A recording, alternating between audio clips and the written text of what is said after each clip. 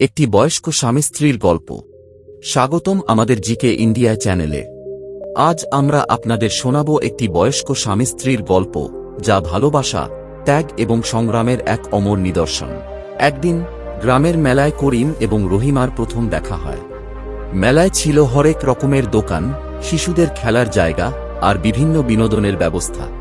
করিম মেলায় এসেছিলেন তার ছাত্রদের সাথে, আর রহিমা তার পরিবারের সাথে। প্রথম দেখাতেই তাদের মধ্যে একটি বিশেষ সম্পর্ক তৈরি হয়।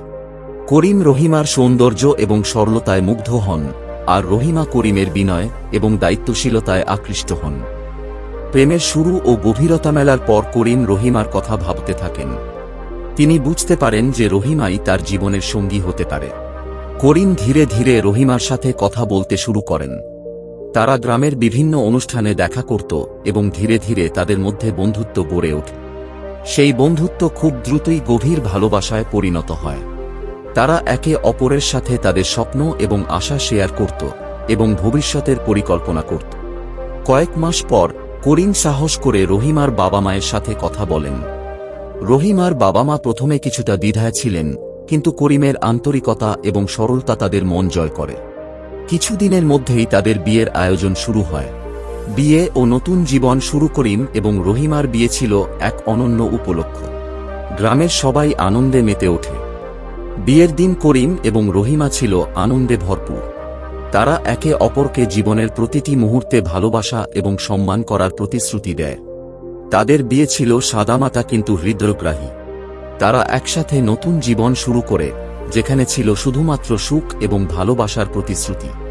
কঠিন সময় ও সংগ্রাম। বিয়ের কয়েক বছর পরে তাদের জীবনে কঠিন সময় আসে। করিমের চাকরি চলে যায় এবং তাদের অর্থনৈতিক অবস্থা খুবই খারাপ হয়ে যায়। করিম ও রহিমা তখন নতুন করে জীবন শুরু করার চেষ্টা করে। রহিমা গ্রামের বাজারে ছোটখাটো জিনিসপত্র বিক্রি করতে শুরু করে, আর করিম প্রাইভেট টিউশন দিতে লাগলেন। এই কঠিন সময়ে তারা একে অপরকে সমর্থন করে। তারা বুঝতে পারে যে একে অপরের সাহায্য এবং সমর্থন ছাড়া তারা এই কঠিন সময় কাটিয়ে উঠতে পারবে না। রহিমা করিমকে সাহস দেন এবং তাকে নতুন চাকরি খুঁজতে সাহায্য করেন। করিম তার শিক্ষাদানের অভিজ্ঞতা কাজে লাগিয়ে বিভিন্ন জায়গায় টিউশন দেয়া শুরু করেন। সন্তান ও পরিবার। 1 বছর পরে তাদের জীবনে আসে তাদের প্রথম সন্তান। সন্তানের আগমনে তাদের সুখের পরিমাণ বাড়ে। করিম ও রহিমা তাদের সন্তানকে সঠিকভাবে বড় করতে আপ্রাণ চেষ্টা করে। তারা সন্তানের শিক্ষার জন্য সর্বদা চেষ্টা করে এবং তাকে সঠিক পথে পরিচালিত করার চেষ্টা করে। করিম আবার চাকরি পায় এবং তাদের অর্থনৈতিক অবস্থা ধীরে ধীরে ভালো হতে শুরু করে। সন্তানের বড় হওয়ার সাথে সাথে তাদের জীবনে সুখের পরিমাণ আরও বেড়ে যায়।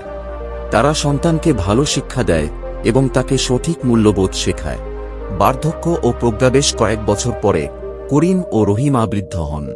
তাদের সন্তান বড় হয়ে যায় এবং নিজের জীবন শুরু করে। করিম ও রহিমা তখন গ্রামের অন্যদের সহায়তা করতে শুরু করেন। তাদের জীবনের অভিজ্ঞতা থেকে তারা অন্যদের শিক্ষা দেন এবং গ্রামের মানুষ তাদের খুবই শ্রদ্ধা করে। করিম ও রহিমা তখন একটি শান্তিপূর্ণ জীবন কাটাচ্ছিল। তারা নিজেদের বাগানে কাজ করত, বই পড়ত আর বিভিন্ন সামাজিক কাজে অংশগ্রহণ করত। তাদের ভালোবাসা এবং সম্পর্ক তখনও আগের মতোই গভীর এবং মজবুত ছিল। তারা একে অপরকে জীবনের প্রতিটি মুহূর্তে সমর্থন করত এবং ভালোবাসত। সম্পর্কের মর্ম। করিম ও রহিমার জীবনের প্রতিটি মুহূর্তে আমরা দেখতে পাই যে ভালোবাসা, বিশ্বাস এবং সম্মানের সাথে যে কোনো প্রতিকূলতা মোকাবেলা করা সম্ভব। তাদের জীবনের প্রতিটি অধ্যায় আমাদের শেখায় যে জীবনে সুখ এবং শান্তি খুঁজে পাওয়ার জন্য আমাদের কেবল ভালোবাসা এবং পারস্পরিক সমর্থন প্রয়োজন।